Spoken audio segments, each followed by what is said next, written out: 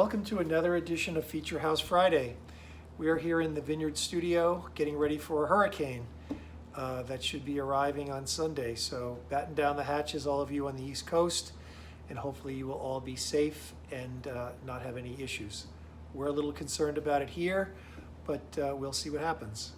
So Adam, who is an architecture student, asked me a question about thinking about a site and what would be the considerations that are important to figure out how to create a house or a building of appropriate scale and orientation, etc. So some of the mantras that I always talk about are zoning dictates design, which really talks about setbacks, height, Conservation Commission issues in terms of wetlands, FEMA regulations if you're on the coast about the heights of habitable space are all really significant considerations.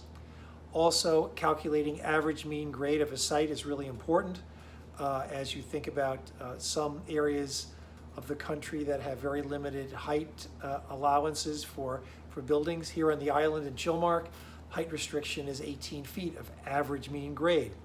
And that's really one of the key calculations. How do you calculate average mean grade of existing land?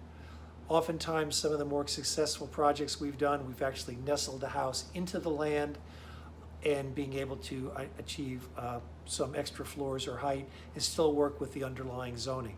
So those are some of the other considerations that are really important when we think about that. So just reviewing my notes again, zoning dictates design. It's all about scale, orientation, topography, Conservation Commission issues, and FEMA, which establishes the height of habitable space above sea level on each site along the coast. So Adam, those are the checklists that I would use, and also use your judgment in terms of what's around you, in terms of scalability and height of buildings as it relates to the neighbors if you are working in a more dense area. And I think those are really important considerations to be creating a successful architectural statement within the context of community.